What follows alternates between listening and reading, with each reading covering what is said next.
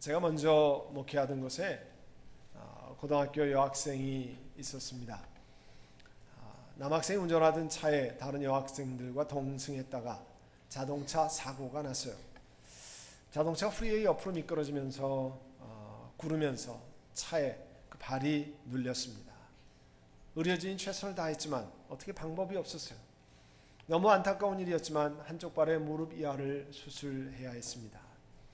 그런데 병원에 신방 가서 또 안타까운 모습을 보았습니다. 수술하기 전에 그 자동차에 눌려서 발꿈치를 몹시 다쳤는데 이제는 수술해서 무릎 이하가 없지만 그 다리의 발꿈치가 너무 아프다고 하는 호소를 계속 의사 선생님께 했습니다. 이런 현상을 의학에서 팬텀 현상이라, 팬텀이 우리 한국말로 유령 현상이라 이렇게 말을 한답니다. 사고나 수술로 몸의 한 부분이 없어졌는데도 그 부분이 아프거나 가렵거나 저리다고 호소하는 것을 말합니다. 사람은 뇌의 기억 안에 자신의 몸의 이미지를 아주 세밀하게 잘 저장하고 있답니다. 그래서 어느 날 갑자기 몸의 일부가 사고나 수술로 사라져 버리게 되어도 뇌는 한동안 그것을 잘 받아들이지 않는 거죠. 이렇기 때문에 몸의 일부를 상실한 사람의 경우에 자신도 모르게 본래 위치에 몸이 그대로 있는 것으로 기억하고 움직이려고 그렇게 한다고 합니다. 그 사고를 당한 학생은 어려운 재활의 과정을 잘 통과하고 2년 후에는 의족을 하고 교회에 입교식에 참여했습니다. 여러분, 입교식 컨퍼메이션이라고 하는 것은 예수 그리스도를 부모의 신앙에 따라 어릴 때 유아세례 인펀트 배프티즘 때 유아세례를 받고 그 다음에 자기 입으로 고백하는 컨퍼메이션 입교라 그렇게 이야기하죠.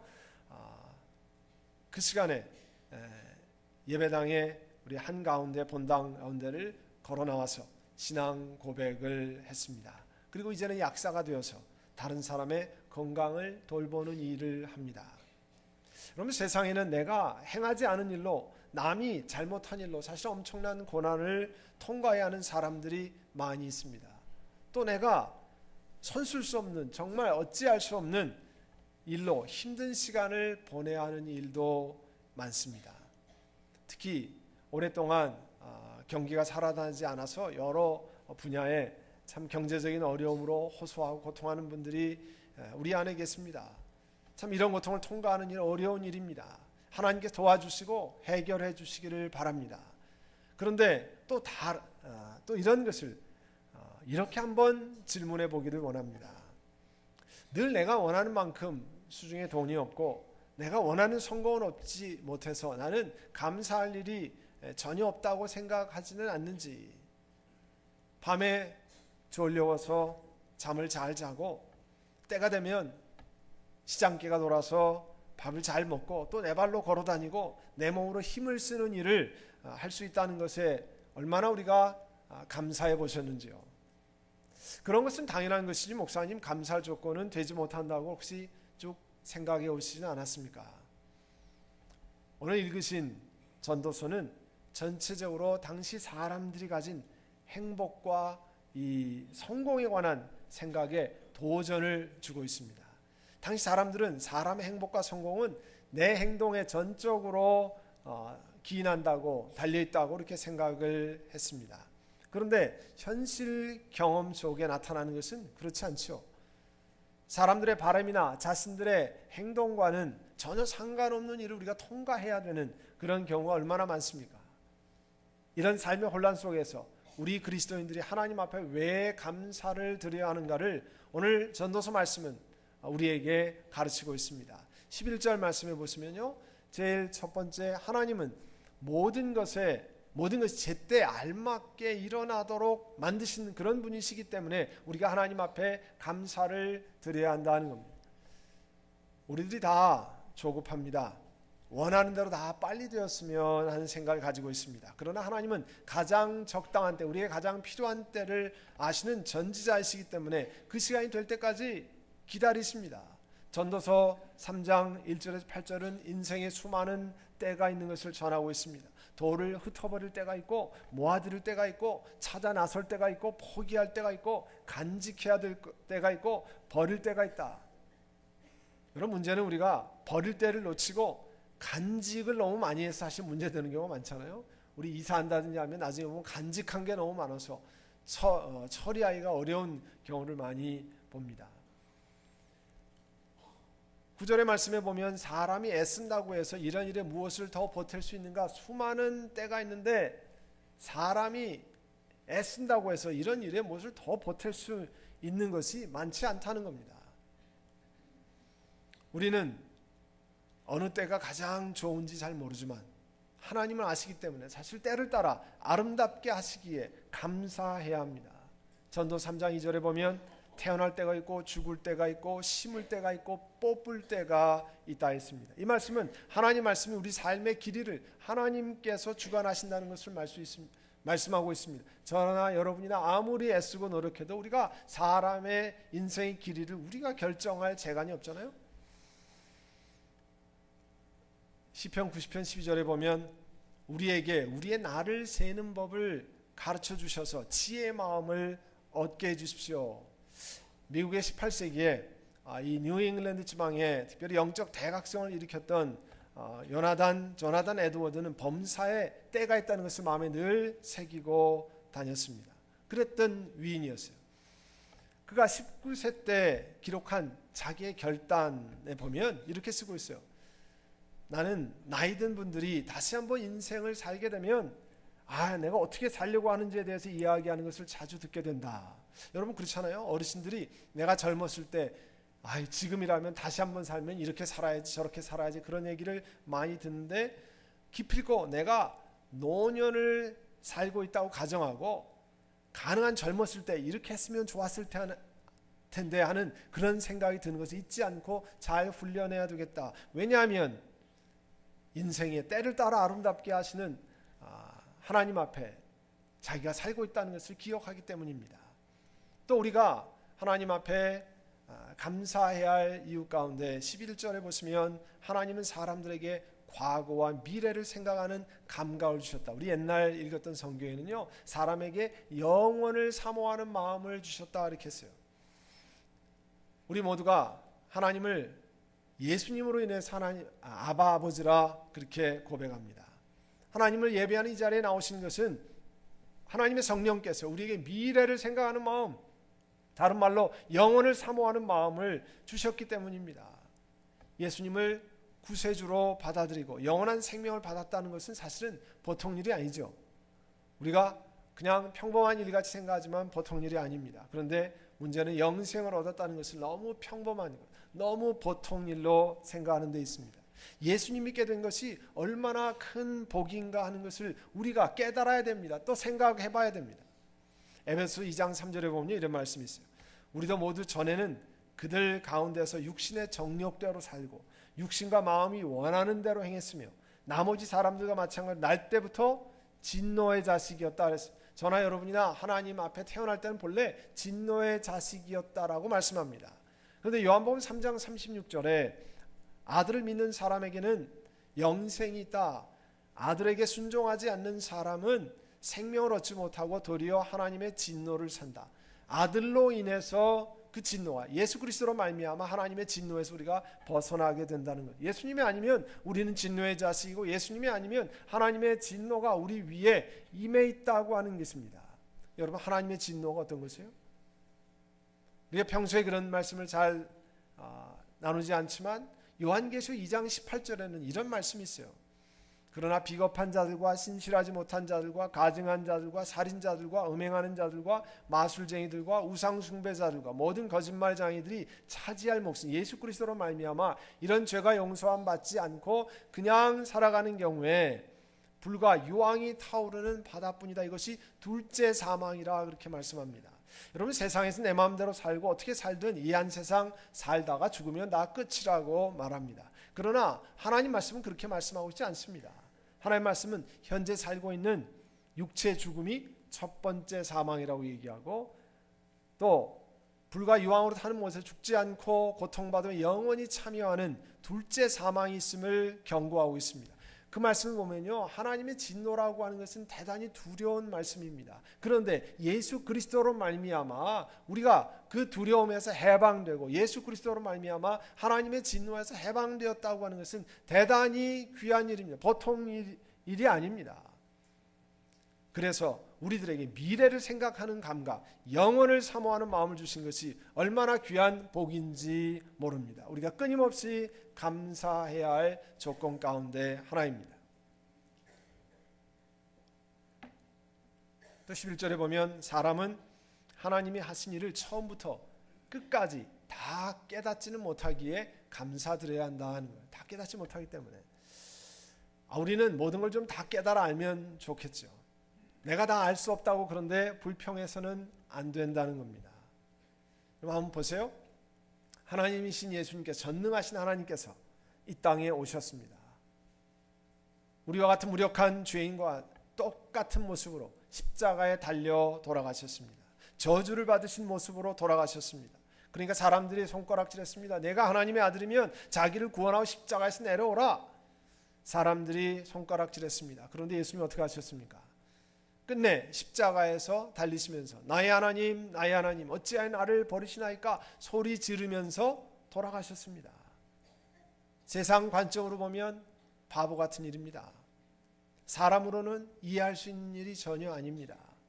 그러나 예수님이 죽으시고 부활하심으로 우리에게 영생의 길이 열렸습니다. 이해가 안 되는 거죠. 왜 예수님이 돌아가셔야 영생의 길이 열리는가? 우리 사람의 생각으로 이해하지 안 되는데, 죄 없으신 그분이 십자가에 저와 여러분의 죄를 대신해서 달리시고 돌아가셨다가 부활하셔야 우리가 그 예수를 믿어야 우리에게 영생의 길이 열린다고 하는 것을 사람으로는 다 이해되지 않습니다. 그렇기 때문에 처음부터 끝까지 다 깨닫지는 못하게 하나님 앞에 감사드려야 할 일이 많습니다. 이사야서 55장 8절에서 9절에 보면 나의 생각은 너희 생각과 다르며 너희의 길은 나의 길과 다르다. 우리 주님께서 하신 말씀입니다. 하늘이 땅에서 높듯이 나의 길은 너희 길보다 높으며 나의 생각은 너희의 생각보다 높다. 하나님은 우리의 생각보다 높으신 분이라 깨닫지는 못하지만 대신에 감사를 드려야 할 뿐입니다. 또 왜 우리가 하나님 앞에 감사드려야 할 것이냐면 13절을 보면 먹을 수 있고 마실 수 있고 하는 일에 만족을 누리는 것이 하나님의 선물이기에 하나님의 은총이기에 우리가 하나님 앞에 감사드려야 한다는 거예요. 병원 신방시 가끔씩 환자들 머리 위에 병원에서 환자에게 써붙여 놓은 게 있어요. No water please. 물을 주지 마십시오. 이 환자에게는 물을 드리지 마십시오. 환자가 그냥 여러분 우리 환자 위문 갔다가 아유 목마르니까 나 물 좀 주세요 할 때 그냥 물을 주시면 안 되고 물을 드셔도 괜찮은지 확인해야 될 때가 많이 있습니다. 왜냐하면 그 환자에게는 물이 정상적으로 식도로 넘어가지 않고 기관지나 폐로 들어가기 때문에 그 환자에게 아픔을 일으키기 때문에 그런 경우를 말씀하고 있습니다. 아무 생각 없이 물을 마셔도 식도로 넘어가는 것이 사실 얼마나 감사한 일인지요. 하나님께서 저와 여러분의 몸에 그런 자동적인 기능을 주신 것이 참 감사합니다. 여러분 물 드실 때마다 이거는 지금 식도로 넘어가는 건지 물을 드실 때마다 이게 기관지로 가는 건지 그런 신경 쓰지 않고 하고 그러다 사례가 걸리면 또 이렇게 뱉어내고 그렇게 하지 않습니까? 여러분 음식도 우리가 먹을 수 있는 것이 얼마나 감사한 일인지요. 음식이 맛있게 느껴지고 그 맛을 즐기며 정상적으로 음식을 드시고 소화시키시고 그렇게 하는 것 얼마나 하나님의 선물인지 모릅니다. 저는 땀을 많이 흘리는 편인데요. 그래서 이 땀에 신경을 쓸 때가 많이 있어요. 그렇지만 사실은 여러분 생각해보세요. 더울 때 땀 흘리는 것은 체온 조절의 필수적인 겁니다. 속에서 열이 오는데 땀이 나오지 않으면 체온을 해결할 방도가 없습니다. 별 생각 없이 다니지만 이런 조절기는 하나님께 주신 게 참 감사한 일입니다. 그 글들을 읽어보면 그 조절 기능이 안 되는 경우에 혹은 피부 이식 수술한 경우에 땀이 그 부분에서 나지 않아서 고통받고 어려워하는 사람들의 이야기를 가끔 볼 때가 있습니다. 여러분, 이 세상에서 제일 무거운 것이 뭐라고 그럽니까? 졸리운 사람의 눈꺼풀이라고 그러잖아요. 이 세상에 제일 무거운 게 졸리운 사람의 눈꺼풀이라고 그래요. 졸려서 눈꺼풀이 내려오는 것을 아무리 천하장사도 막아낼 재간이 없습니다. 벌써 내려와 있으니까요. 저희 교회 와서도 한번 간증했던 지선아 사랑해라고 하는 그 간증의 책을 썼던 우리 이지선 자매, 그분이 화상을 입고 피부 이식 수술을 한 다음에 그 피부가 잘 내려오거나 올라가거나 이런 게 잘 되지 않아서 잠잘 때 눈이 감기지 않았던 간증을 했던 것을 기억합니다. 우리는 당연히 잠잘 때는 눈이 당연히 내려오는 거죠. 근데 그게 당연한 게 아니라는 거예요. 피부가 잘 이렇게 조정이 되어야 눈도 감기고 한다는 겁니다. 그래서 눈을 감고 자지 못하니까 눈이 늘 충혈되고 밤에 빨갛게 되고, 그래서 나중에 테이프를 붙이고 자고 했다는 이야기를 했습니다. 당연하다고 생각하는 이런 일상생활이 하나님께서 저와 여러분에게 뭘로 준 거예요? 은총으로, 하나님께 특별한 은혜로 주신 것임을 우리가 기억해야 됩니다. 감사드릴 이유가 바로 거기에 있습니다. 먹을 수 있고 마실 수 있고 하는 일에 만족을 누리는 것이 하나님의 선물이기에, 은총이기에 감사해야 된다는 거예요.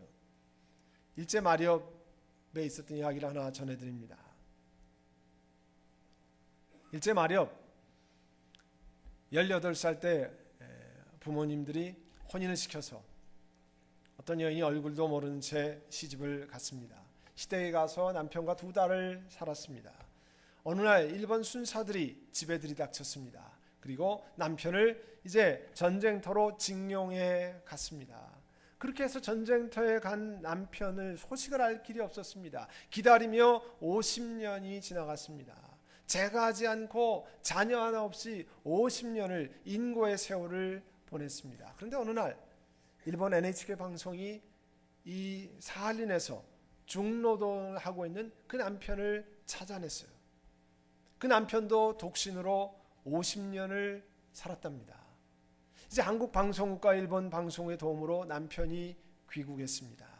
70이 되어서 이제 다시 겨우 2달을 함께 살았어요. 그런데 어느 날 길을 건너다 신호를 무시한 승용차에 그 남편이 치였습니다. 그리고 그 남편은 사경을 헤맸습니다. 그 부인께서 의사 선생님들을 붙들고, 의사 양반들 우리 어른 좀 살려주소. 저렇게 돌아갔으면 억울해서 어떻게 눈을 감습니까? 저 어른 지금까지 혼자서 밥 해드시고 살았던 어른인데 이제 남은 몇 년이라도 수술받고 수발받고 가시게 좀 살려주소. 의사 양반들 제발 좀 살려주소. 그러나 2주간의 중환자실 치료와 수술도 소용없었습니다. 여러분, 같이 아내와 남편이 산다는 것, 물론 여러 가지 형편으로 또 혼자 되시고 혼자 살아야 되는 경우도 있지만 같이 사는 경우 하나님의 특별한 은혜인 것을 기억해야 됩니다. 그러니까 좀 마음에 들지 않는다고 너무 이렇게 구박하거나 그러지 말고 감사하고 또 축복하며 참 사시기를 원합니다. 자녀와 부모님도 마찬가지입니다. 서로 불평하지 말고 그렇게 살아야 할 필요가 있습니다. 식구와 같이 있는 것 그 자체가 하나님의 축복인 경우가 많이 있습니다. 옆에서 같이 살아가는 것만 해도, 우리 자녀가 있고 부모님이 있고 혹은 배우자가 있는 것 얼마나 귀한 일인지 모릅니다. 그렇기 때문에 그것 자체 하나님 앞에 감사드릴 이유라는 거예요. 우리는 내가 생각하면 좋은 일, 내가 생각하면 남들이 봐도 부러워하는 일, 이런 것이 주로 감사할 조건이라 늘 생각합니다. 그러나 그런 것만 있어야 우리가 감사드리는 것이 아닙니다. 오늘 하나님 말씀은 그런 것이 없어도 감사드릴 이유가 여러 가지 나와 있습니다. 그 가운데 오늘 4가지를 말씀드렸습니다. 먼저는 하나님 모든 것을 지으시고 때를 따라 아름답게 하셨기 때문에 내가 그 때를 잘 모르지만 하나님이 아름답게 하십니다. 그래서 하나님 앞에 감사드리고요. 또 하나는 하나님은 사람들에게 과거와 미래를 생각하는 감각을 주셨어요. 그래서 영혼을 사모하는 마음을 주셨습니다. 그래서 저와 여러분이 오늘 이 자리에서 하나님 앞에 우리를 건지신 하나님 앞에 예배드릴 수 있는 겁니다. 또 하나님이 하신 일 우리가 다 깨닫지 못하기 때문에 감사해야 합니다. 그 뜻을, 하늘의 높은 뜻을 알지 못하기 때문에 우리가 범사에 감사해야 할 이유가 거기 있습니다. 또한 네 번째로 먹을 수 있고 마실 수 있고 하는 일에 기쁨을 누리는 것이 절대 작은 일이 아닙니다. 여러분이 하는 작은 일, 감사하고 기뻐하는 일, 즐거워하는 일 절대 작은 일이 아닙니다. 그건 하나님이 특별한 은총으로 주신 일입니다. 당연한 일이 아닙니다. 저절로 잘 되는 것 아닙니다. 하나님께서 여러분 몸을 누리고 살고 움직이고 마시고 먹고 이런 모든 것들이 하나님 주신 커다란 은총임을 기억하시기를 바랍니다. 오늘 이와 같은 것을 기억하고 감사주일날 내 생활 속에 어떤 감사드릴 일이 있는가 돌아보시고 하나님 앞에 감사하는 여러분 되시기를 바랍니다. 이 시간 우리 묵상으로 한번 혹은 소리를 내어서 기도하면서 하나님 이와 같은 일에 내가 하나님 앞에 감사를 드립니다. 우리 함께 같이 기도하는 시간을 갖도록 하겠습니다. 사랑하는 주님, 우리 삶에 다 그냥 주신 것이 아닙니다. 하나님의 특별한 선물로 이 땅을 살아가게 하고 이 땅에서 먹을 수 있게 하시고 마실 수 있게 하시고 일하면서 기쁨을 얻게 하신 것 다 하나님의 커다란 은총인 것을 압니다. 오늘 그와 같은 것을 기억하고 하나님 앞에 감사드리기를 원합니다. 우리가 하나님의 깊으신 뜻을 다 알지 못하기 때문에 하나님 앞에 그 높으신 뜻을 기억하고 오늘 주의 말씀을 따라서 감사를 드리기를 원합니다. 사랑하는 주님, 저희가 예수 그리스도를 영접하고 하나님의 자녀 될 수 있는 특별한 은혜를 주신 것 감사하며 주 앞에 나올 수 있게 하신 것을 찬양드립니다. 사랑하는 주님, 오늘 한 분 한 분 우리 삶을 돌아보고 하나님 앞에 감사하고 하나님 앞에 감격하는 우리 모두가 되게 하여 주시옵소서. 예수님의 이름으로 기도하옵나이다. 아멘.